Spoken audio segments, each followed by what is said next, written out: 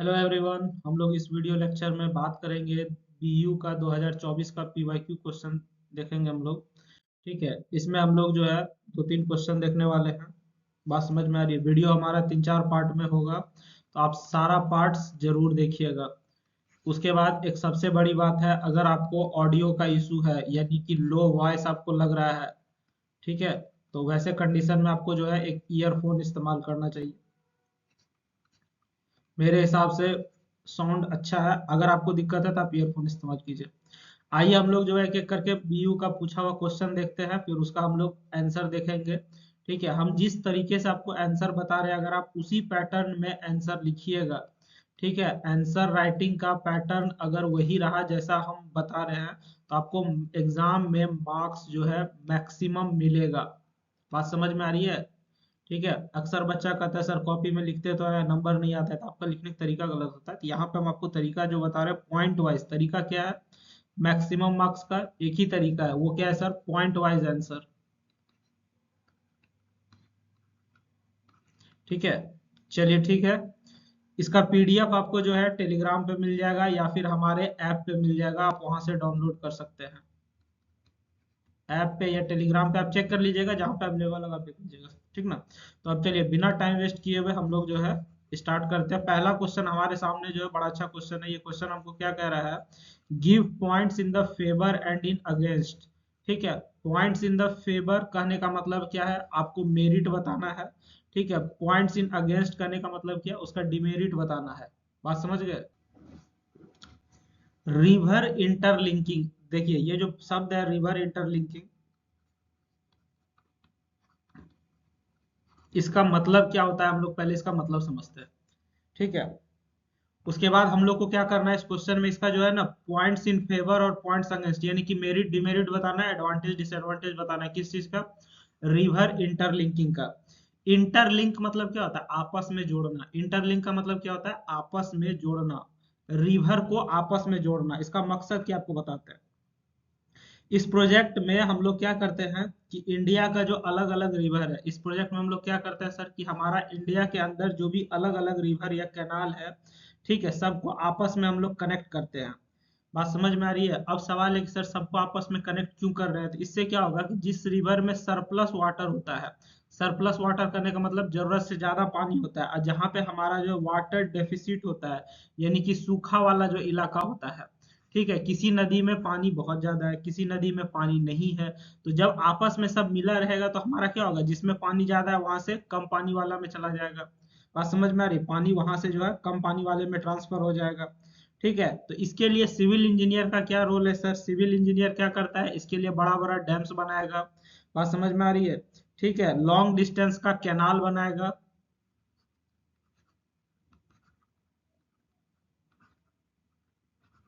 ठीक, इसके साथ साथ और क्या करेगा सर? टनल्स डिजाइन करेगा। तो ये सब सारा काम वो जो है सिविल इंजीनियर का होता है। मेन मकसद आपको रिवर इंटरलिंकिंग समझ में आ गया सर? रिवर इंटरलिंकिंग में क्या करते हैं हम लोग? पूरे भारत का जितना भी नदी है सबको आपस में जोड़ते हैं रिजर्वायर कैनाल के थ्रू। ठीक ना? उसके बाद हमारा क्या होता है कि जिस नदी में पानी ज्यादा है उसका पानी ट्रांसफर किया जाता है जिस नदी में पानी कम है। ठीक है, इसके लिए सिविल इंजीनियर का क्या रोल है सर? सिविल इंजीनियर का रोल है वो अच्छा बड़ा बड़ा डैम बनाएगा, बढ़िया रिजर्वायर बनाएगा, टनल्स बनाएगा, लॉन्ग डिस्टेंस का कैनाल वगैरह बनाएगा, ताकि हमारा जो है पानी का दिक्कत जो है कहीं पे नहीं रहे। ठीक है, यही हमारा रिवर इंटरलिंकिंग है। अब आपको क्या करना है? रिवर इंटरलिंकिंग आप समझ गए, इसका पॉइंट्स इन फेवर यानी कि एडवांटेज, पॉइंट्स अगेंस्ट फेवर यानी कि डिसएडवांटेज, दोनों अब आपको बताना है यहाँ पर। बात समझ में आ रही है? तो मतलब आपको हम समझा दिए। अब आइए हम लोग इससे रिलेटेड पॉइंट्स देखते हैं कि जो कि अगर आप एग्जाम में लिखिएगा और क्वेश्चन अगर ये रिपीट करिए, ठीक है, मेरे हिसाब से तो ये इंपॉर्टेंट क्वेश्चन है, ये रिपीट कर सकता है। अगर ये क्वेश्चन रिपीट कर गया तो आपका मार्क्स क्या होगा? इंक्रीज कर जाएगा। तो आइए हम लोग यहाँ से देखते हैं। सबसे पहले हम लोग पॉइंट्स इन फेवर देखेंगे, यानी कि मेरिट कहिए या डिमेरिट कहिए, सॉरी डिमेरिट नहीं, आप इसको मेरिट या एडवांटेज कह सकते हैं। किस चीज का? रिवर इंटरलिंकिंग का मेरिट या एडवांटेज कह सकते हैं पॉइंट्स इन फेवर को। तो सबसे पहले समझते हैं कि इससे फायदा क्या क्या है सर। इससे हमारा ट्रांसफर किया जाता है सरप्लस वाटर, मतलब ज्यादा मात्रा में जो पानी है उसको कहाँ ट्रांसफर किया जाता है सर, जहाँ पे हमारा ड्राउट प्रोन एरिया, मतलब जहाँ सुखाड़ है, जहाँ पे हमारा पानी बहुत ज्यादा है और जहाँ पे सुखाड़ है उसमें पानी ट्रांसफर किया जाता है। दूसरा क्या, ensures better availability of irrigation water throughout the country. अब जो है सब जगह पानी बराबर मात्रा में जा रही है, सब जगह पानी पहुंच रहा है, तो इससे पूरे देश में हमारा क्या हो रहा है, इरिगेशन का सुविधा अच्छा हो रहा है। इरिगेशन मतलब सिंचाई का सुविधा हमारा जो है अच्छा हो रहा है। उसके बाद हमारा क्या कहता है, इंक्रीजेज एग्रीकल्चरल प्रोडक्टिविटी, एग्रीकल्चर यानी कि कृषि का पैदावार बढ़ रहा है, क्रॉप फेलियर का रिस्क जो है वो घट रहा है। ठीक है, पहले क्या था कि फसल लगाते थे, बारिश नहीं हुआ तो क्रॉप फेल हो जाता था, यानी कि पैदावार ही नहीं होता था। अब जो है सब जगह पानी पहुंच रहा है तो क्रॉप फेलियर का रिस्क जो है वो कम हो रहा है। बात समझ में आई? तो ये सब एडवांटेज है किस चीज का, रिवर इंटरलिंकिंग का, नदियों को आपस में जोड़ने का। ठीक है, provides reliable drinking water to water scarce region, बहुत सारा ऐसा जगह है जहाँ पे सही से पानी नहीं जाता, खास करके मरुस्थल, डेजर्ट वगैरह राजस्थान सब में देखिएगा। ठीक है, तो वहाँ पे पानी नहीं जाता है, तो इससे क्या होगा कि सब जगह जो है ड्रिंकिंग वाटर पहुंच जाएगा। इस चीज का आप भरोसा कर सकते हैं, रिलायबल मतलब होता है भरोसामंद, या जिसपे भरोसा किया जा सकता है। चलिए, उसके बाद enhance inland water transport and reduces transportation cost. ठीक है, इससे हमारा क्या होगा सर, इनलैंड वाटर ट्रांसपोर्ट अच्छा होता है और ट्रांसपोर्टेशन कॉस्ट भी बचता है। आज समझ में आ रही है, पानी आएगा तो हमारा जो ट्रांसपोर्टेशन सस्ता पड़ता है। देखिए आपको बताते हैं, सबसे महंगा ट्रांसपोर्टेशन कौन सा है, एयर हमारा सबसे महंगा ट्रांसपोर्टेशन है, हवाई जहाज से जाइएगा खर्चा बहुत आएगा। सबसे सस्ता ट्रांसपोर्टेशन कौन सा है, वाटर, यानी कि हमारा जो है जहाज से कोई भी सामान को लाना ले जाना बहुत सस्ता पड़ता है। इसलिए आप देखिएगा विदेश से अगर सामान आता है कोई भी तरह का, तो वो जहाज से ही आता है हमारा। बात समझ में आई? क्योंकि वो सस्ता पड़ता है। तो इसलिए अगर हमारा सब जगह वाटर सप्लाई अच्छा रहेगा तो हमारे लिए क्या होगा सर, फायदामंद होता है, ट्रांसपोर्टेशन कॉस्ट हमारा बचता है। ठीक है, अब जो है जहाँ पे पानी ज्यादा है वहां पे फ्लड आ जाता है। ठीक है, जहाँ पानी नहीं है वहां पे क्या रहता है, सुखाड़ रहता है। तो जहाँ पानी ज्यादा है, जहाँ फ्लड वाला एरिया, उससे वाटर हम लोग डाइवर्ट कर सकते हैं, वाटर हम लोग क्या कर सकते हैं, डाइवर्ट कर सकते हैं। ठीक है, रिवर का एक्सेस डिस्चार्ज जो है उस पर हम लोग कंट्रोल कर सकते हैं। चलिए, इसके साथ साथ और क्या फायदा है सर, हम लोग जो है हाइड्रो पावर प्लांट, ठीक है, वो सब हम लोग लगा सकते हैं सर। ठीक है, उसके बाद creates employment opportunities during construction and maintenance. अच्छा, इतना सारा कैनाल बनेगा, डैम बनेगा, इतना सारा जो है डैम बनेगा, कैनाल बनेगा, कैनाल मतलब होता है नहर, ये सब जो बनेगा तो इससे हमारा क्या होगा, एम्प्लॉयमेंट बढ़ता है। इससे हमारा क्या होता है सर, एम्प्लॉयमेंट बढ़ता है। ठीक है, इससे क्या होगा, एम्प्लॉयमेंट यानी कि रोजगार मिलेगा, क्योंकि काम चल रहा है, कंस्ट्रक्शन का काम होगा तो रोजगार मिलेगा। ठीक है, और कभी कभी इसका अगर मेंटेनेंस वगैरह का भी काम आएगा तो उसमें भी लोगों को रोजगार मिलता है। तो ये सब इससे क्या है, एडवांटेज है सर। ठीक ना, इससे ये हमारा क्या प्रमोट करता है, regional development and reduces socio economic inequality. इससे हमारा जो है हर रीजन का विकास होता है। ठीक है, चलिए, improves ground water recharge in arid regions. Arid region कहते हैं जो सुखाड़ वाला एरिया, अगर उधर भी हमारा जो है नदी का पानी जाने लगेगा तो ग्राउंड वाटर हमारा रिचार्ज हो जाएगा, मतलब वहां पे भी हमारा जो है पीने का पानी अवेलेबल होने लगेगा। जमीन के अंदर पानी रहेगा तो वहां भी आपका क्या होगा, ग्राउंड वाटर मिलेगा, चापाकल गड़ाइएगा पानी मिलेगा, कुआं खोदिएगा तो पानी मिलेगा। ऐसे नहीं तो सूखा एरिया में क्या होता है कि अगर वहाँ पानी ही नहीं जा रहा है तो वहाँ पे ग्राउंड वाटर अवेलेबल नहीं होता है, जमीन में कुआं खोदने के बाद भी उधर सब पानी नहीं मिलता है। बात समझ में आ रही है? तो ये तो हम लोग एडवांटेज देख लीजिए। अब हमको क्या देखना है इसका सर, अगेंस्ट अगेंस्ट वाला पॉइंट देखना है, मतलब डिसएडवांटेज या फिर डिमेरिट भी देखना है रिवर इंटरलिंकिंग का। आइए हम लोग देखते हैं पॉइंट्स अगेंस्ट रिवर इंटरलिंकिंग, मतलब इसका डिमेरिट अभी हम लोग देखने वाले हैं। Causes large scale displacement of people due to dam and canal construction. देखिए, जब हम लोग डैम या कनाल बनाते हैं, कनाल मतलब हो गया नहर, ठीक है, तो अगर जब हम लोग डैम या कनाल का कंस्ट्रक्शन करते हैं तो वहां पे आसपास जो है इलाका को खाली करवाया जाता है। ठीक है, वहां के आसपास का इलाका खाली करवाया जाता है, तो जिससे लोगों का क्या होता है, डिस्प्लेसमेंट होता है। भारी मात्रा में लोगों को अपना इलाका या अपना गांव जो है छोड़ना पड़ता है। बात समझ में आ रही है? चलिए, उसके बाद क्या है, leads to submergence of forest agriculture land and wildlife habitats. ठीक है, इससे हमारा जो है forest agricultural land wildlife habit, ये सब पे असर भी पड़ता है। क्योंकि अगर आप डैम वैम बनिएगा, अगर आप मूवी वगैरह देखे होंगे ना तो उसमें देखते होंगे कि लोग जो है डैम बनने का जो है विरोध करते हैं। ठीक है, ये सब का विरोध क्यों करते हैं? क्योंकि इससे जो है आसपास का जो है जो जीवन पहले से बसा हुआ है उसका लाइफ जो है डिस्टर्ब हो जाता है। मान के चलो अगर कहीं पे डैम बन रहा है, वहां पे ऑलरेडी फॉरेस्ट है, तो फॉरेस्ट के जानवर को जो है दिक्कत होगा। बात समझ में आ रही है? वहाँ का वाइल्ड लाइफ जो है खराब हो जाएगा।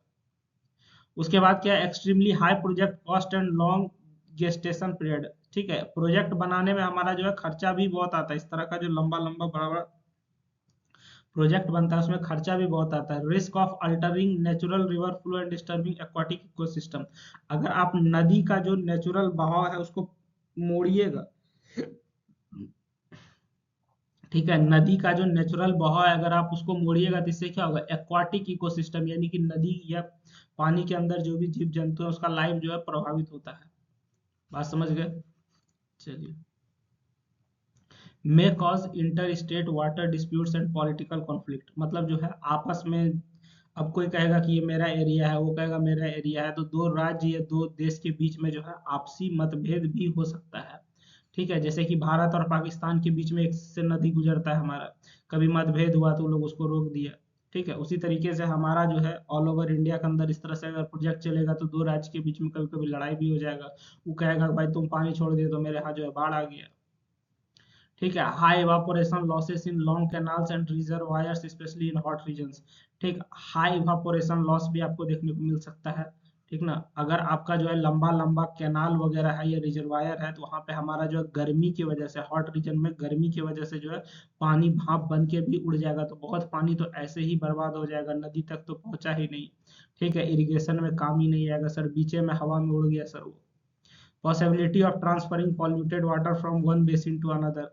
ठीक है, इससे क्या होगा कि एक जगह से जब पानी एक जगह से दूसरे जगह जा रहा है, एक एरिया से पानी दूसरे एरिया में जब जा रहा है, बढ़ रहा है, तो हो सकता है कि यहाँ का जो पॉल्यूशन है वो पॉल्यूशन को भी ये ले जाएगा दूसरे जगह पे। बात समझ में आ रही है? तो ये सब तरह का जो है डिमेरिट भी हो सकता है। देखिए, नदी को आपस में जोड़ने से हमारा सबसे बड़ा फायदा क्या है? ठीक है, सबसे बड़ा फायदा क्या है, जहाँ पानी ज्यादा है और जहाँ पानी कम है, जहाँ कम पानी है वहां पे पानी मिलने लगता है। ठीक है, तो ये तो हमारे लिए है अच्छा। लेकिन आपको जो है पॉइंट्स अगेंस्ट भी बोला है, मतलब जो कुछ डिमेरिट भी आपको निकालना है। तो ये सब जो हम लोग डिमेरिट निकाल रहे हैं सब जबरदस्ती का डिमेरिट निकाल रहे हैं। अगर ऑल ओवर इंडिया में हमारे देश में सारा नदी को आपस में जोड़ दिया जाए तो ये तो बहुत अच्छी चीज है। सबको पानी मिलेगा, कोई भी सूखा नहीं मरेगा सर। बात समझ में आ रही है? ठीक है, तो ये चीज होना भी चाहिए। लेकिन क्या है कि अब हम लोग को डिमेरिट कह रहा है एग्जाम में लिखने के लिए, हम लोग लिख रहे हैं। ये सब जितना भी आप डिमेरिट देख रहे हैं इसमें से कुछ काम का, बाकी सब क्या है, जबरदस्ती का है। ठीक है, तो इस तरीके से और भी दो तीन पॉइंट होगा, अब देख लीजिएगा आप पढ़ के, कोई दिक्कत होगा तो हमसे बाद में पूछ लीजिएगा। ठीक ना? चलिए, तो हम लोग यहाँ से आगे बढ़ते हैं। क्या कह रहा है, हैवी डिपेंडेंस ऑन मानसून में मेक द सिस्टम अनरिलायबल। बात समझ में आ रही है कि अगर आप बारिश पे ज्यादा डिपेंडेंट है तो आपका सिस्टम जो है भरोसेमंद नहीं रहेगा। तो ये सब कुछ कुछ जो है पॉइंट है, आप देख लीजिएगा यहाँ से। चलिए, अब हम लोग जो है अगला क्वेश्चन देखते हैं, मतलब इसी क्वेश्चन का एक दूसरा पार्ट देखते हैं। आपको शॉर्ट नोट लिखने कहा गया है, charter on corporate responsibility for environmental protection. इसको हम लोग शॉर्ट में क्रेप भी कहते हैं। ठीक है, इसको हम लोग शॉर्ट में क्या कहते हैं, क्रेप भी कहते हैं। ये होता क्या है क्रेप, आपको हम अच्छे से समझाते हैं। ये जो हमारा क्रेप है, ठीक है, क्रेप हमारा जो है ये है क्या चीज, इसको आपको हम अच्छे से समझाते हैं। देखिए, ये एक वॉलेंट्री कमिटमेंट है। ठीक है, ये क्या है, एक वॉलेंट्री कमिटमेंट है जो इंडस्ट्रीज ने इन्वायरमेंट मिनिस्टर और सीपीसीबी को साथ मिलकर साइन किया है। ठीक है, इसमें क्या है आपको बताते हैं कि हमारा देश का जो इन्वायरमेंट मिनिस्ट्री है, पर्यावरण डिपार्टमेंट है, ठीक है, और जो सीपीसीबी है, सीपीसीबी मतलब सेंट्रल पॉल्यूशन कंट्रोल बोर्ड। ठीक ना, सेंट्रल पॉल्यूशन कंट्रोल बोर्ड। तो हमारे देश में कुछ इंडस्ट्रीज, ठीक है, हमारे देश के अंदर जो कुछ इंडस्ट्रीज है जो कि सबसे ज्यादा पॉल्यूशन करते हैं, उन लोगों ने मिलके जो है ये दो डिपार्टमेंट के साथ, इन्वायरमेंट मिनिस्ट्री के साथ और सेंट्रल पॉल्यूशन कंट्रोल बोर्ड के साथ मिलके जो है एक तरह से नियम जो है साइन किया है। ठीक ना, कमिटमेंट लिया, मतलब शपथ लिया है कि हम लोग जो है पॉल्यूशन कम करेंगे। ठीक ना, हम लोग जो है पॉल्यूशन कम करेंगे। इसमें मुख्य रूप से 17 मेजर इंडस्ट्री है। जैसे कि इसमें सीमेंट हो गया, ये सब इंडस्ट्री जो है पॉल्यूशन बहुत ज्यादा करता है। सीमेंट हो गया, ठीक है, थर्मल पावर हो गया, पेपर हो गया, जूट हो गया, थर्मल पावर हो गया, पेपर हो गया, ठीक है, जूट हो गया, शुगर इंडस्ट्री हो गया। तो ये सब कंपनी जो है करीब इस तरह का 17 कंपनी मिलके आपस में क्या किया है कि एक तरह से शपथ लिया है कि हम लोग जो है पॉल्यूशन कम से कम करेंगे। बात समझ में आ रही है? हमारा जो भी गंदगी है उसको हम लोग रिसाइकल करेंगे। बात समझ में आ रही है ना? तो ये सब का जो है ये लोग मिलके क्या किया है, शपथ लिया है। ठीक है, एक तरीके से कसम खाया है कि हम लोग जो है पॉल्यूशन कम करेंगे। तो वो किसके अंडर आता है सर? यही क्रेप के अंदर आता है। किसके अंदर आता है? क्रेप के अंदर। तो क्रेप एक तरह का हमारा क्या है सर? वॉलेंट्री कमिटमेंट है। बात समझ में आ रही है? एक तरह का शपथ पत्र है जिसमें कि कुछ इंडस्ट्रीज, कुछ क्या 17 तरह का इंडस्ट्री, जिसमें cement, thermal power, paper, jute, sugar, इस तरह का इंडस्ट्री शामिल है। ठीक है, ये लोग मिलके कसम खाया है। क्या कसम खाया है सर? कि हम लोग जो है पॉल्यूशन नहीं करेंगे, पॉल्यूशन को कंट्रोल करने का कोशिश करेंगे। बात समझ में आ रही है? ठीक है, हमारा जो भी वेस्ट प्रोडक्ट है उसको हम लोग रिसाइकल करेंगे, उसको हम लोग सुधार करने का काम करेंगे। तो यही सब चीज जो है इसके अंडर आता है। तो आइए हम लोग इससे रिलेटेड कुछ पॉइंट्स देख लेते हैं, ताकि अगर एग्जाम में ये क्वेश्चन रिपीट कर गया, ठीक है, तो हम लोग इसका आंसर कैसे देखेंगे। The Charter on Corporate Responsibility was introduced by the Ministry of Environment, Forest and Climate Change। ये जो है एक ही मिनिस्ट्री का नाम है, एक ही मंत्रालय है। बात समझ में आ रही है? ये पूरा नाम एक ही चीज का डिपार्टमेंट का है। ठीक है, तो ये जो है इसके साथ मिलके एक तरह से कॉन्ट्रैक्ट साइन किया है। ठीक है, इट्स ऑब्जेक्टिव इज टू, इसका मेन मकसद क्या है sir?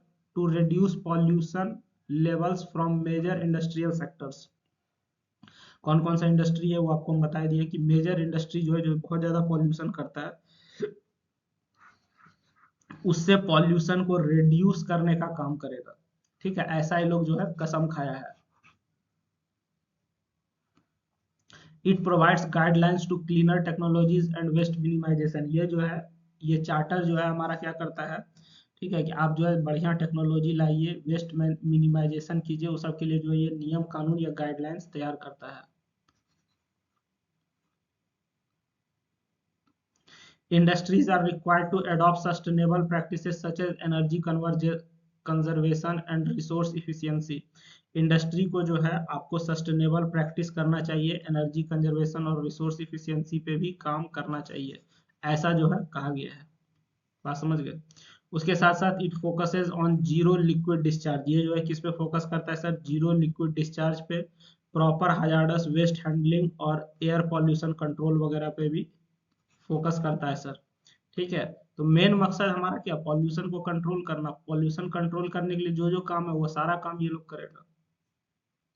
Encourages industries to self monitor emission and effluence. ठीक है, हमारा जो भी फैक्ट्री है, ये जो भी इंडस्ट्री है, उसको कहा जाता है कि आपका जो भी इफ्लुएंस है, इफ्लुएंट मतलब कि कोई भी काम करने के बाद जो हमारा वेस्ट प्रोडक्ट या वेस्ट वाटर बच रहा है उसको आप मॉनिटर कीजिए, उसका देख रेख कीजिए, उसका सही से ट्रीटमेंट कीजिए। तो ये सब चीज का जो है जिम्मेवारी उसको दिया गया कंपनीज को।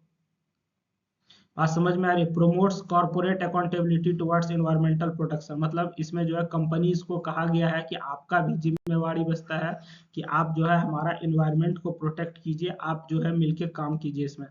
बात समझ गए? चलिए यहाँ से हम लोग आगे बढ़ते हैं। ठीक ना?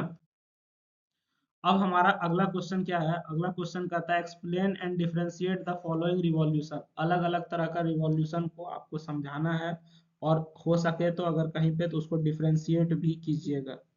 बात समझ में आ रही है? तो कौन कौन रिवॉल्यूशन है? प्री इंडस्ट्रियल रिवॉल्यूशन है, एग्रीकल्चरल रिवॉल्यूशन है, first and second industrial revolution है, आईटी रिवॉल्यूशन है। तो हम लोग इस चीज को एक एक करके समझते हैं। रिवॉल्यूशन मतलब किसी भी चीज का बहुत तेजी से विकास होना। जैसे हमारा सबसे पहला हमारा सर क्या है सर? सबसे पहला हमारा pre industrial revolution. Industrial revolution में क्या हुआ था हमारा कि हमारे पूरे देश में इंडस्ट्री लगना शुरू हुआ था। आज समझ में आ रही है? इंडस्ट्रियल रिवॉल्यूशन जो है इसमें हमारा क्या हुआ था सर? 1750 के आसपास का इंडस्ट्रियल रिवॉल्यूशन शुरू हुआ था। ठीक है, इंडस्ट्रियल रिवॉल्यूशन कब शुरू हुआ था? 1750 के आसपास शुरू हुआ था। उस समय हमारे पूरे वर्ल्ड में इंडस्ट्रीज लगाया जा रहा था, मतलब कारखाना लगाया जा रहा था, फैक्ट्री वगैरह लगाया जा रहा था। ठीक है, आपको जो क्वेश्चन है वो क्या कर रहा है? Pre industrial revolution. Pre industrial मतलब 1750 के पहले का क्या सिचुएशन था वो आपको बताना है। आज समझ में आ रही है? प्री इंडस्ट्रियल रिवॉल्यूशन डेस करने का मतलब क्या हो गया? 1750 मतलब जब हमारे देश में इंडस्ट्रीज नहीं लगा था, उस समय क्या सिचुएशन था वो आपको यहाँ पे समझाना है। तो आइए हम लोग ये भी देखते हैं कि उस समय हमारा जो है देश में क्या हालत था सर, वो हम लोग देखते हैं, समझते हैं। ठीक है, तो हमारा देश में क्या था सर, इकोनॉमी वाज बेस्ड, देखिए इंडस्ट्रियल रिवॉल्यूशन से पहले, ठीक ना, इंडस्ट्रियल रिवॉल्यूशन से पहले हमारा क्या था कि जो भी इकोनॉमी था, मतलब जो भी कमाई का सोर्स था हमारा, वो मेनली क्या था सर, एग्रीकल्चर था। ठीक है, एग्रीकल्चर था, इसके साथ साथ हैंडीक्राफ्ट था, मतलब हाथ से बना हुआ सामान था। ठीक ना, तो हमारा जो है जब तक फैक्ट्री नहीं आया था, हमारे लिए मेन साधन क्या था इकोनॉमी का सर, पैसा कमाने का, एग्रीकल्चर और हैंडीक्राफ्ट था। दूसरी बात क्या है कि इंडस्ट्री आने से पहले हमारा मशीन वगैरह नहीं था, तो जो भी काम होता था वो क्या होता था, मैनुअली होता था। ठीक है, हमारा काम सारा क्या होता था, मैनुअली होता था, सारा काम हम लोग हाथ से करते थे। ठीक है, उसके बाद हमारा इंडस्ट्री लगना शुरू हुआ, मशीन लगना शुरू हुआ, तो फिर सारा काम हमारा क्या हो गया, मशीन से होने लगा। तो economy was based mainly on agriculture and manual labour, कि हमारा जो है 1750 में इंडस्ट्रियल रिवॉल्यूशन शुरू हुआ, उसके पहले हमारा जो है देश में इकोनॉमी यानी कि अर्थव्यवस्था, पैसा कमाने का एक ही साधन था, वो क्या था, एग्रीकल्चर था। और लोग काम किससे करते थे, मैनुअल लेबर, मतलब लोग खुद हाथ से काम किया करते थे। ठीक है, दूसरा क्या, tools were simple and hand operated, हमारा जो भी औजार था, टूल्स, ये सब एकदम सिंपल था और हाथ से बनाया होता था, हाथ से इस्तेमाल भी करते थे। कॉटेज इंडस्ट्री हमारा कॉमन था उस समय। ठीक है, वीविंग और पॉटरी का काम चलता था, मतलब बुनाई का काम चलता था, हम लोग जो है कपड़ा बुन के तैयार करते थे। गांधी जी का चरखा आपको याद होगा। ठीक है, उसके बाद हम लोग को जो है पोट्री का काम करते थे, मतलब कुम्हार वाला काम चलता था। लो productivity and low standard of living, हमारा प्रोडक्टिविटी भी कम था। ठीक है, हम लोग बहुत ज़्यादा चीज़ उगाते नहीं थे, बहुत ज़्यादा चीज़ हम लोग इस्तेमाल नहीं करते थे, हमारा स्टैंडर्ड ऑफ लिविंग भी हमारा क्या था, बहुत कम था। ठीक है, हम लोग का रहन सहन भी तरीका जो है उतना हाई फाई नहीं था। बात समझ में आ रही है, चलिए। उसके बाद हमारा क्या होता है, transportation and communication were slow and limited, उस समय जो है ट्रांसपोर्टेशन का भी सुविधा नहीं था, मतलब अगर लोगों को कहीं जाना है तो वो लोग पैदल ही जाते थे, गाड़ी वाड़ी तो था ही नहीं सर, कम्युनिकेशन का तो कोई बात ही नहीं था। लोग एक दूसरे के सहारे जो है ये संदेश भेजते थे, किसी को मैसेज भेजना है तो चिट्ठी लिखना पड़ता था, अभी व्हाट्सअप नहीं हो जाता है अभी की तरह। बात समझ रहे हैं ना, चलिए। उसके बाद अब हम लोग क्या कहेंगे, एग्रीकल्चर रिवॉल्यूशन। एग्रीकल्चर रिवॉल्यूशन हमारा जो है मिड 17 यानी कि 1750 से लेके 19वीं सदी तक हमारा जो है, 19वीं सदी तक हमारा जो है, 19 सेंचुरी तक हमारा जो है सर, मेनली एग्रीकल्चरल रिवॉल्यूशन हुआ। ठीक है, इसमें जो है नया टूल्स लाया गया, क्रॉप रोटेशन हुआ है, न्यू टूल्स लाया गया है, यानी कि ट्रैक्टर वगैरह लाया गया, क्रॉप रोटेशन का कॉन्सेप्ट आया है कि एक ही खेत पे हम लोग जो है अलग अलग तरह का फसल उगाएंगे, ताकि हमारा जो है मिट्टी का प्रोडक्टिविटी बढ़ता रहे। ठीक ना, उसके बाद हमारा क्या हुआ इससे, और क्या क्या चीज़ का ध्यान दिया गया सर, इरिगेशन को अच्छा किया गया है। ठीक ना, हमारा जो है खेतों में पानी पहुंचाया गया, इरिगेशन को अच्छा किया गया सर। ठीक है, इससे हमारा क्या हो रहा है, क्रॉप प्रोडक्शन बढ़ा है। बात समझ में आ रही है, तो ये सब हमारा क्या हुआ है sir, industry sorry agricultural revolution का देन है। क्या क्या देन है सर, एग्रीकल्चरल रिवॉल्यूशन 1700 ईस्वी के आसपास से 1900 ईस्वी के बीच में हुआ है हमारा सर। इसमें नया नया टूल्स लाया गया, जैसे ट्रैक्टर वगैरह इस्तेमाल किया गया है सर। क्रॉप रोटेशन, मतलब एक ही खेत पे हम लोग अलग अलग फसल उगा रहे हैं सर। इरिगेशन का सुविधा, मतलब सब जगह पानी सिंचाई के माध्यम से दिया जा रहा है। क्रॉप का प्रोडक्शन, मतलब फसल का पैदावार बढ़ रहा है, लोग ज्यादा खा रहे हैं, बीमार कम पड़ रहे हैं, लोग का जीवन लंबा चल रहा है। बात समझ में आ रही है, पहले लोग भूखमरी से भी मर जाता था, लेकिन जब से हमारा एग्रीकल्चर रिवॉल्यूशन हुआ है, पैदावार बढ़ा है, तो लोग अब भूखमरी से कम नहीं मर रहे हैं। ठीक ना, तो एग्रीकल्चरल रिवॉल्यूशन वो पीरियड है जहाँ पे major changes farming technologies occurred, मतलब हमारा जो है खेती करने का तौर तरीका में बहुत बड़ा बदलाव हुआ है, कब, जब हमारा एग्रीकल्चरल रिवॉल्यूशन आया है। ठीक है, इंट्रोडक्शन ऑफ क्रॉप रोटेशन, हमारा जो है क्रॉप रोटेशन रोटेशन होना शुरू हुआ, मतलब एक ही खेत पे हम लोग अलग अलग तरह का फसल लगाएंगे सर। ठीक है, उसके बाद ब्रीडिंग भी अच्छा हुआ है हमारा।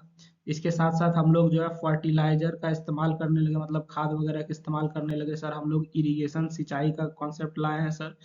ठीक है, इससे हमारा क्रॉप यील्ड यानी कि फसल का पैदावार भी हमारा बढ़ रहा है। तो इस तरीके से हमारा जो है बहुत सारा चीज देखने को मिला है इसमें।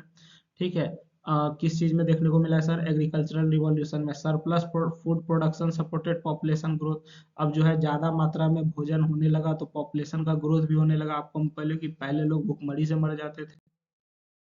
चलिए इसके साथ साथ अब अगला हमारा क्या है sir, first and second industrial revolution. ठीक है, हमारा यहाँ जो है इंडस्ट्रियल रिवॉल्यूशन दो बार हुआ, पहला इंडस्ट्रियल रिवॉल्यूशन और दूसरा। ठीक है, तो दोनों में क्या अंतर है उस पर हम लोग अभी यहाँ पे देखने वाले हैं। देखिए फर्स्ट इंडस्ट्रियल रिवॉल्यूशन जो है लेट 18th सेंचुरी में इस्तेमाल हो स्टार्ट हुआ था।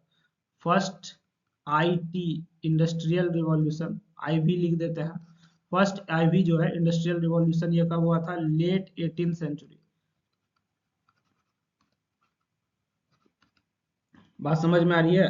ठीक है, और सेकंड वाला जो इंडस्ट्रियल रिवॉल्यूशन हुआ है, आईआर इंडस्ट्रियल रिवॉल्यूशन जो हुआ है, ठीक है, ये कब हुआ है सर, लेट 19th सेंचुरी। बात समझ में आ रही है? तो पहला वाला जब इंडस्ट्रियल रिवॉल्यूशन हुआ था तो उस समय हमारा जो है ना सर, किस चीज का कॉन्सेप्ट आया था, उस समय हमारा स्टीम इंजन आया था। ठीक है, उस समय हमारा क्या आया था सर, स्टीम इंजन आया था। यानी कि हम लोग जो है कोयला डालते थे और उससे जो है भाप प्रोड्यूस किया जाता था, उस भाप के सहारे हम लोग जो है मशीन वगैरह चलाते थे। ठीक है, यानी कि हमारा जो पहला इंडस्ट्रियल रिवॉल्यूशन हुआ था उस समय हम लोग जो है स्टीम इंजन का कॉन्सेप्ट लाए थे। हम लोग जो है कोयला का प्रयोग करते थे, उससे हम लोग भाप प्रोड्यूस करते थे और हमारा स्टीम इंजन चलता था। सेकंड इंडस्ट्रियल रिवॉल्यूशन जो हुआ है उसमें हमारा सर इलेक्ट्रिसिटी वगैरह आया था। ठीक है, अब हम लोग को मशीन चलाने के लिए इलेक्ट्रिसिटी का प्रयोग करते थे। ठीक ना, उसके बाद हमारा जो है स्टील इंडस्ट्री ग्रो किया था, हम लोग कोई भी चीज जो है स्टील से बनाने लगे थे। ठीक है, इसके साथ साथ ऑयल या पेट्रोलियम इंडस्ट्री भी हमारा जो है ग्रो किया था। कब, सेकंड इंडस्ट्रियल रिवॉल्यूशन में। ठीक ना, इस तरीके से हमारा जो है देश में या दुनिया भर में हमारा जो है दो तरह से इंडस्ट्रियल रिवॉल्यूशन हुआ है, एक 18वीं सदी के आसपास, एक 19वीं सदी के बाद जो है। ठीक है, तो उसमें हमारा जो है दोनों में अलग अलग तरह का चीज देखने को मिला है। आइए हम लोग इसको जो है पॉइंट वाइज थोड़ा देखते हैं, समझते हैं यहाँ पे।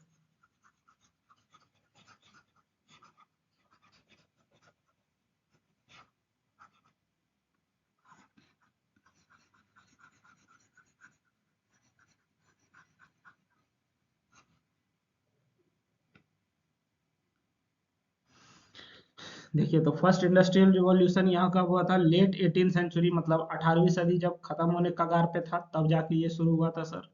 ठीक है, introduction of steam engine and mechanised production, इसमें जो है हम लोग स्टीम इंजन लेके आए थे और मशीन से प्रोडक्शन शुरू हो गया था। हर वो चीज जो पहले हाथ से बनता था मशीन से बनने लगा था। ठीक है, growth of textile iron and coal industries, हमारा जो है कपड़ा का, आयरन का और कोयला का इंडस्ट्रीज जो है बहुत तेजी से बढ़ रहा था। ठीक है, shift from hand production to machine based manufacturing. First industrial revolution के पहले सारा काम हाथ से होता था, अब जो है सारा काम किससे होने लगा है, मशीन से होना शुरू हो गया था। जैसे आजकल के समय में हमारा क्या आईटी रिवॉल्यूशन चल रहा है, अब हम लोग सारा काम किससे करते हैं, कंप्यूटर से या लैपटॉप से करते हैं। अब हम लोग सारा काम क्या करते हैं, कंप्यूटर से या लैपटॉप से करते हैं। और आईटी रिवॉल्यूशन नहीं कहिए, अब कहिए डिजिटल रिवॉल्यूशन। ठीक है, जो भी काम है वो हमारा क्या हो रहा है, डिजिटली हो रहा है सारा चीज। ठीक है, पहले हमारा क्या था, जब हमारा इंडस्ट्रियल रिवॉल्यूशन हुआ था उस समय हमारा क्या हुआ था, मशीन रिवॉल्यूशन हुआ था। ठीक ना, मशीन रिवॉल्यूशन हुआ था, यानी कि सारा काम हम लोग जो है हाथ से नहीं मशीन से करते थे। अब हमारा क्या चल रहा है, अभी के समय में डिजिटल रिवॉल्यूशन चल रहा है, कोई भी काम हम लोग जो है सर डिजिटली करते हैं। कोई भी काम के लिए लाइन नहीं लगना पड़ता है, बैठे बैठे कंप्यूटर से सारा काम हो जाता है। बात समझ में आ रही है? तो हमारा जो है, कोई कहेगा फर्स्ट इंडस्ट्रियल रिवॉल्यूशन, आप क्या कहिएगा, मशीन रिवॉल्यूशन भी इसको कहा जाता है। सारा काम जो है अब हाथ से नहीं मशीन से होने लगा था। फैक्ट्री लगना शुरू हुआ था, शहर बसना शुरू हो गया था। ठीक ना, सेकंड इंडस्ट्रियल रिवॉल्यूशन में हमारा क्या हुआ था sir, occurred in the late 19th and 20th century, मतलब 19वीं सदी के अंत में और 20वीं सदी में किया गया था। यानी कि अगर कोई आपसे समय पूछे तो 1850 से लेके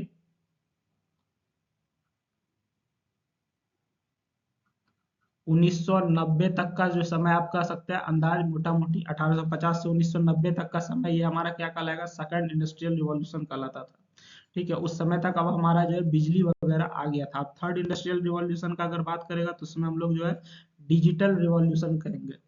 अगर हमसे क्या कहेगा, थर्ड इंडस्ट्रियल रिवॉल्यूशन, ठीक है, डिजिटल रिवॉल्यूशन। फोर्थ वाला कहेगा तो उसमें हम लोग क्या कहेंगे, एआई रिवॉल्यूशन, आर्टिफिशियल इंटेलिजेंस आया फोर्थ में।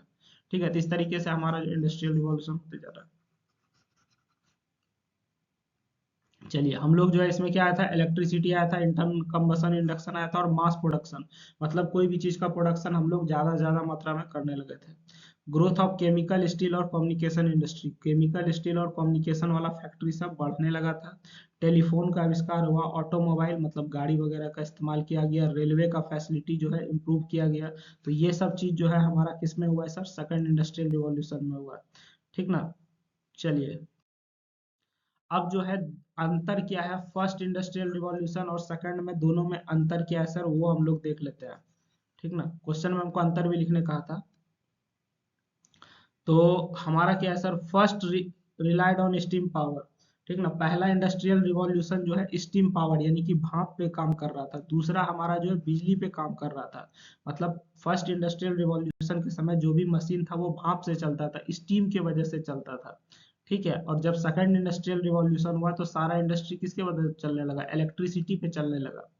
बात समझ में आ रही है, तो ये हमारा सर दोनों में सबसे बड़ा अंतर है। उसके बाद हमारा क्या कहता है, first focused on textile and iron. जब हमारा पहला इंडस्ट्रियल रिवॉल्यूशन हुआ था तो हमारा जो है टेक्सटाइल और आयरन इंडस्ट्री पे ज्यादा ध्यान दिया गया था, जबकि सेकंड इंडस्ट्रियल रिवॉल्यूशन में केमिकल इंडस्ट्री, उसके बाद स्टील और मशीनरी पे ध्यान दिया गया है। ठीक है, उसके बाद पहला वाला जो हमारा इंडस्ट्रियल रिवॉल्यूशन था उसमें मशीनाइजेशन हुआ था, यानी कि जो भी काम है उसको हम लोग मशीन से करने लगे थे। सेकंड में हम लोग मास प्रोडक्शन पे ध्यान दे रहे थे, मतलब कोई भी चीज को हम लोग ज्यादा से ज्यादा मात्रा में कैसे बना सकते हैं उस पर हम लोग गौर से ध्यान दे रहे थे। बात समझ में आ रही है। चलिए फर्स्ट इम्प्रूव्ड लोकल इंडस्ट्री, हमारा जो पहला वाला था वो लोकल इंडस्ट्रीज को इम्प्रूव किया था, सेकंड वाला जो है ग्लोबल इंडस्ट्रियलाइजेशन पे काम किया था। सेकंड वाला किस पे काम किया था, ग्लोबल इंडस्ट्रियलाइजेशन पे काम किया था। ठीक है, फर्स्ट कॉज्ड अर्बन ग्रोथ, पहला वाला की वजह से अर्बन ग्रोथ हुआ था। ठीक है, जब हमारा फर्स्ट इंडस्ट्रियल रिवॉल्यूशन हुआ था तो हमारा अर्बन ग्रोथ मतलब शहर जो है बसना शुरू हो गया था। जबकि सेकंड वाला में हमारा क्या हुआ था, मॉडर्नाइजेशन हुआ था। अब जो है शहर तो ऑलरेडी बस चुका था, शहर में सुख सुविधा बढ़ने लगा था, नया नया टेक्नोलॉजी वगैरह आने लगा था।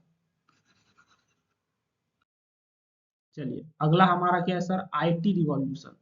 अगला हमारा क्या है, आईटी। आईटी रिवॉल्यूशन तो आप समझते हैं, आईटी मतलब क्या हो गया, इंफॉर्मेशन टेक्नोलॉजी। ठीक है, इंफॉर्मेशन टेक्नोलॉजी इंजीनियरिंग का एक ब्रांच भी है। ये कब हुआ था, 1950 1960 के बाद हुआ था। बात समझ में आया, 1950 के बाद से आप कह सकते हैं शुरू हुआ था। ठीक है, इस युग में जो हमारा इंफॉर्मेशन टेक्नोलॉजी यानी आईटी रिवॉल्यूशन हुआ था, इसमें हमारा जो कंप्यूटर लाया गया था। बात समझ में आ रही है, हमारा जो भी काम होगा सर वो किसके थ्रू होगा, कंप्यूटर के थ्रू होगा। जैसे कि अभी आप जो है ऑटो कैड वगैरह सॉफ्टवेयर जो देखते हैं,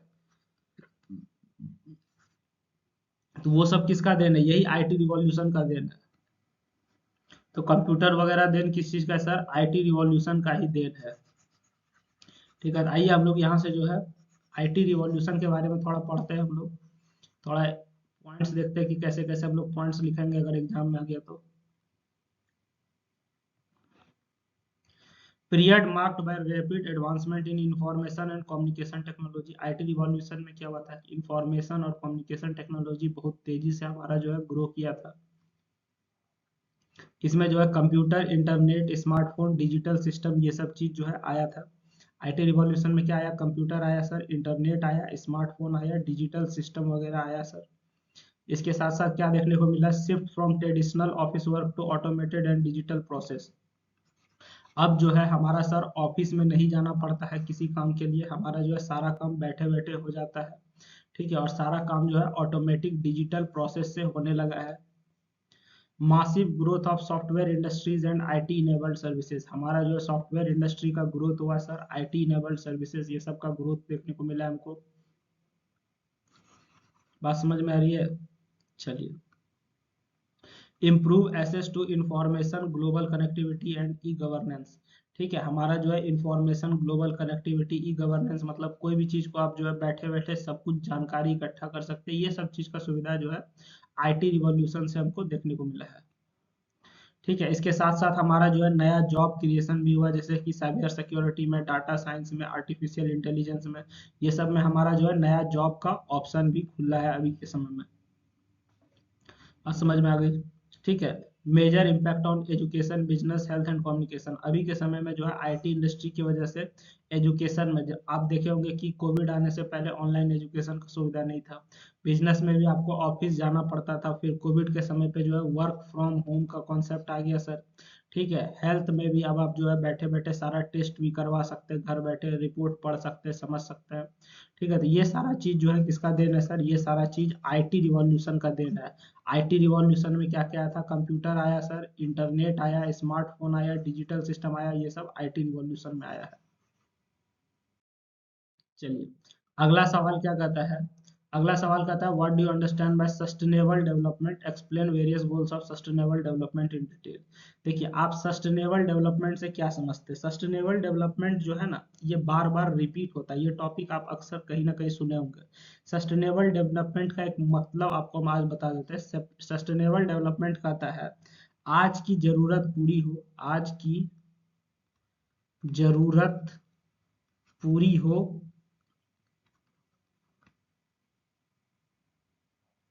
सॉरी, आज की जरूरत पूरी करो। सस्टेनेबल डेवलपमेंट क्या कहता है? आज की जरूरत पूरी करो पर फ्यूचर को खतरे में मत डालो। पर, ये यार पर होगा नहीं, पर फ्यूचर को खतरे में मत डालो। फ्यूचर को खतरे में मत डालो, खतरे में मत डालो, यही कहता है सस्टेनेबल डेवलपमेंट। सस्टेनेबल डेवलपमेंट क्या कहता है? ये सब बार बार आप सुनिएगा, इसका मतलब आज समझ लीजिए अच्छे से। सस्टेनेबल डेवलपमेंट का मतलब होता है आज की जरूरत पूरी करो लेकिन फ्यूचर को खतरे में मत डालो। जैसे मान के चलिए कि हमारे पास जो है पेट्रोल लिमिटेड है। ठीक है, तो आपको जितना पेट्रोल का जरूरत है आप पेट्रोल इस्तेमाल कीजिए, लेकिन ऐसा मत कर दीजिए कि भविष्य में कोई जो है आपका आने वाला बाल बच्चा अगर पेट्रोल इस्तेमाल करे उसके लिए पेट्रोल ही ना रहे। आप समझ में आए? सस्टेनेबल डेवलपमेंट क्या कहता है? आपको जो आज जरूरत है आप उसका इस्तेमाल कीजिए, लेकिन भविष्य के लिए भी बचा के रखिए। ठीक है, ऐसा नहीं कि आप ही पूरा खत्म कर दिया, भविष्य में किसी को चाहिए तो भाई ये नहीं है। बात समझ में आ रही? सस्टेनेबल डेवलपमेंट क्या कहता है? सस्टेनेबल डेवलपमेंट एक लाइन में यही कहता है कि आज की जरूरत को पूरी करो पर फ्यूचर को खतरे में मत डालो। बात समझ में आ गई? ठीक है, इसका जो गोल है देखिए आपको बताते हैं, सरकार जो है इसके लिए 17 गोल निश्चित किया था। ठीक है, सरकार जो है, सरकार यानी कि यूएन नेशन, ठीक है, यूएन ने, यूनाइटेड नेशन ने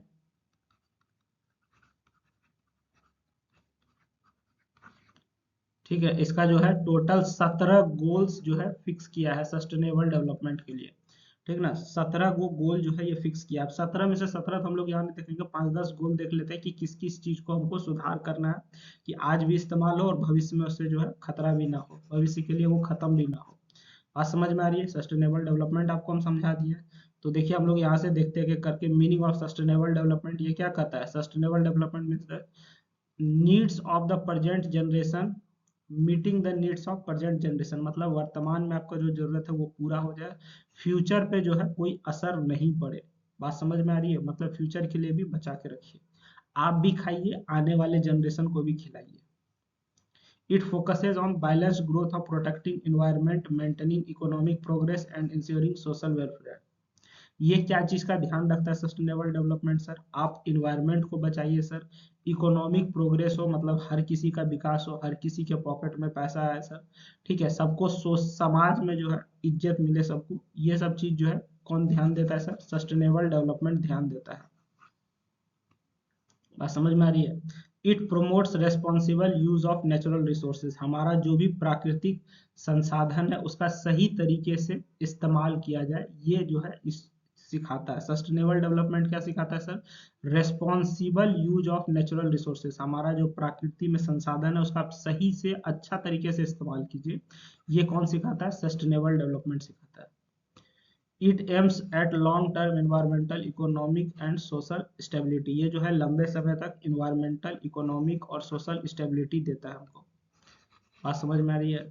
चलिए, it integrates conservation with development, ये जो है हमको कंजर्वेशन भी करने देता है, मतलब कंजर्वेशन मतलब क्या हो, बचाने का भी सलाह देता है और साथ साथ अपना विकास भी करने में मदद करता है।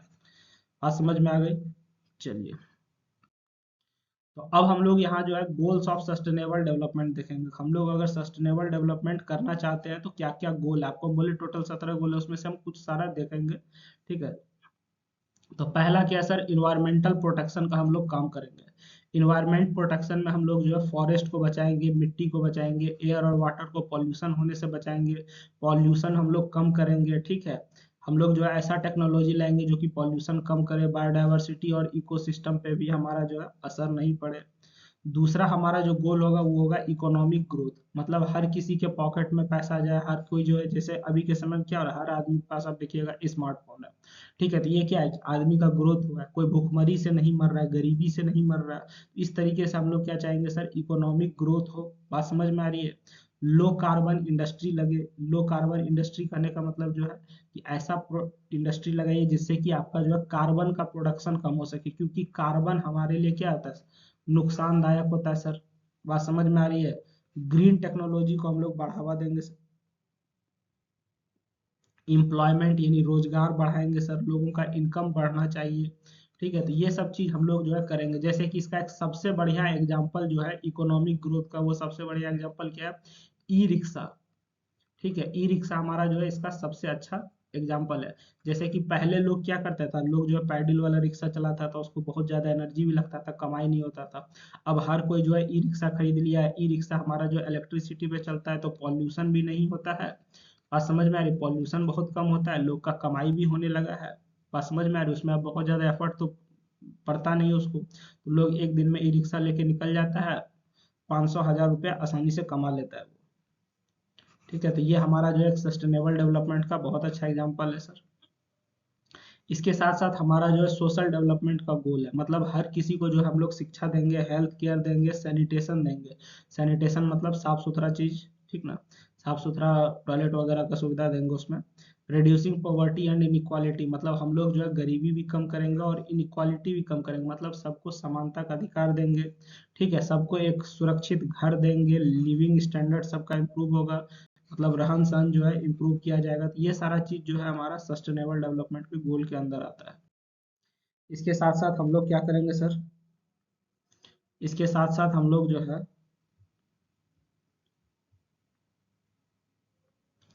रेस्पॉन्सिबल कंजम्पशन एंड प्रोडक्शन का काम करेंगे, जिसके तहत हम लोग क्या करने वाले हैं सर, वेस्ट को मिनिमाइज करेंगे, मतलब हम लोग कम से कम कचरा प्रोड्यूस करेंगे सर। रिसाइकलिंग और रीयूज को बढ़ावा देंगे, हमारा जो भी वेस्ट है उसको हम लोग बार बार रिसाइकल कर सकते हैं, रीयूज कर सकते हैं, दोबारा से इस्तेमाल भी कर सकते हैं।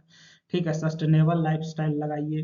ठीक ना, आज आप अपना जो है जरूरत पूरा कीजिए, भविष्य के लिए भी बचा के रखिए सर। नॉन रिन्यूएबल रिसोर्सेज पे हम लोग जो है डिपेंडेंसी को कम कर देंगे। नॉन रिन्यूएबल मतलब जैसे कि कोयला हो गया, पेट्रोलियम हो गया, तो ये सब चीज़ का जो हम लोग इस्तेमाल कर रहे हैं इसको कम कर देंगे। अभी के समय में आप देख रहे हैं इलेक्ट्रिक व्हीकल आना शुरू हो गया है सर। बात समझ में आ रही है? सीएनजी पे गाड़ी चलने लगा है, तो इस सबसे हमारा क्या हो रहा है सर, भविष्य हमारा अच्छा हो सकता है। चलिए, इसके साथ साथ अगला गोल क्या है सर, क्लाइमेट चेंज मिटिगेशन। ठीक है, हम लोग जो है ग्रीन हाउस का प्रोडक्शन कम करेंगे ताकि हमारा जो है क्लाइमेट चेंज पे असर नहीं पड़े। हम लोग जो है ग्रीन हाउस का प्रोडक्शन जो है कम करेंगे। जैसे कि हमारा जो पेट्रोल डीजल, खास करके डीजल से चलने वाला जो गाड़ी है, वो सब ग्रीन हाउस गैस सब ज़्यादा प्रोड्यूस करता है, जिसकी वजह से हमारा जो है गर्मी बढ़ रहा है। आज समझ में आ रही है? अब तो हमारा इलेक्ट्रिक व्हीकल आ गया है, सीएनजी वगैरह आ गया है, तो थोड़ा ग्रीन हाउस पे कंट्रोल हुआ है। बात समझ रहे हैं ना? ठीक है, हम लोग जो है रिन्यूएबल एनर्जी सोर्स जैसे कि सोलर या विंड, हवा और धूप से चलने वाला एनर्जी पे निर्भर करेंगे। ठीक है, इस तरीके से हम लोग जो है बहुत सारा काम करेंगे, जिससे हमारा क्या होगा सर, सस्टेनेबल डेवलपमेंट होगा। साथ साथ हमारा क्या है, water and sanitation for all, हर किसी को जो है साफ सुथरा पीने का पानी मिलेगा सर। ठीक है, protecting water bodies from pollution, हम लोग जो है पॉल्यूशन कम करेंगे। Efficient irrigation, water saving technologies लोगों को सिखाएंगे कि पानी कैसे बचाना चाहिए, इरिगेशन अच्छे तरीके से कैसे करना चाहिए, तो ये सारा चीज इसके अंदर आएगा। इसके साथ साथ आपको और कुछ गोल हम बताते हैं, जैसे कि हो गया सस्टेनेबल सिटीज एंड कम्युनिटीज। ठीक है, हम लोग जो है eco friendly system, sorry, eco friendly transportation system develop करेंगे। ठीक है, इको फ्रेंडली ट्रांसपोर्टेशन सिस्टम मतलब ऐसा सिस्टम लाएंगे जिसमें कि पॉल्यूशन कम हो। जैसे हम लोग जो है ट्रैवल करने के लिए साइकिल का इस्तेमाल कर सकते हैं, इलेक्ट्रिक व्हीकल या रिक्शा का इस्तेमाल कर सकते हैं। बात समझ में आ रही है? तो ऐसा चीज का इस्तेमाल करेंगे जो कि पॉल्यूशन कम हो। ठीक है, उसके बाद जो भी हमारा सॉलिड वेस्ट है उसको प्रॉपरली क्या कर सके, मैनेज कर सके। बिल्डिंग क्लाइमेट रिजाइलेंट इंफ्रास्ट्रक्चर, हम लोग जो क्लाइमेट रिजाइलेंट इंफ्रास्ट्रक्चर को बिल्ड करने का काम करेंगे। हाँ, समझ में आ रही है? Life on land and under water, हम लोग जो है जमीन पे और पानी के अंदर का लाइफ पे भी काम करेंगे सर। ठीक है, टेरेस्ट्रियल इकोसिस्टम को प्रोटेक्ट करेंगे। बात समझ में आ रही है? ओवर एक्सप्लॉयटेशन और नेचुरल रिसोर्स पे भी कंट्रोल करेंगे। डिफॉरेस्टेशन और सॉइल इरोजन पे काम करेंगे, हमारा पेड़ कम कटे, मिट्टी कट के कम बहे, ये सब चीज़ पे हम लोग काम करने वाले हैं। ठीक है, इसके साथ साथ हम लोग एक और गोल देखते हैं, इंटरनेशनल कोऑपरेशन। मतलब हम लोग आपस में मिलके काम करेंगे सर। हम लोग जो है फेयर ट्रेड और टेक्नोलॉजी आपस में बांटेंगे। जैसे मान के चलो जापान ने कोई नया टेक्नोलॉजी बनाया तो वो सब देश को टेक्नोलॉजी देगा, ताकि लोग जो है हर कोई अपना लाइफ स्टाइल इम्प्रूव कर सके, अपने आप में सुधार कर सके सर। ठीक है, जो भी हमारा डेवलपिंग नेशन है, ठीक है, उसको सस्टेनेबल टारगेट अचीव करने में मदद करेंगे। तो इस तरीके से हमारा जो है कुछ कुछ गोल है जो कि आपको हम समझा चुके हैं। ठीक ना, टोटल जो गोल है वो टोटल कितना गोल है सर, 17 गोल है। 17 वो गोल समझाना मुश्किल है, तो हमने कुछ 8-9 गोल जो है आपको, ठीक है, 9 गोल के आसपास आपको हमने जो है बता दिया है। आप इतना देख के जाइए, इससे रिलेटेड आएगा तो आप लिख दीजिएगा। ठीक है, तो यहाँ से हमारा जो लास्ट क्वेश्चन है ये हमारा सबसे ज्यादा इंपॉर्टेंट रहेगा, ये आपका रिपीट कर सकता है। इसको आप अच्छे से देख के जाइएगा। बात समझ में आ रही है? चलिए ठीक है, आई होप आपको ये लेक्चर समझ में आया होगा। ठीक ना, अगर किसी भी तरह का कोई भी डाउट वगैरह है, ठीक है, तो आप हमसे कमेंट में या फिर चैट पे या फिर कॉल पे या व्हाट्सएप पे कहीं भी किसी माध्यम से आप हमसे पूछ सकते हैं। अच्छा, आप जो है वीडियो का डिस्क्रिप्शन जरूर पढ़िएगा। वहाँ पे आपके काम का बहुत सारा लिंक वगैरह होता है, आप उसको देख लीजिएगा। वीडियो का डिस्क्रिप्शन आपके काम का चीज़ होता है। बात समझ में आ रही है? तो इसको आप अच्छे से देखिएगा। ठीक है, थैंक यू एवरीवन। हम उम्मीद करते हैं कि आपका जो है एग्ज़ाम बहुत अच्छा जाए। ठीक है, आप जो है ज़्यादा से ज़्यादा मार्क्स स्कोर कीजिए। Thank you everyone, good luck for your exam. Video अच्छा लग रहा है ज़्यादा से ज़्यादा फ्रेंड को शेयर कीजिए, रेफर कीजिए, ताकि सबका भला हो सके।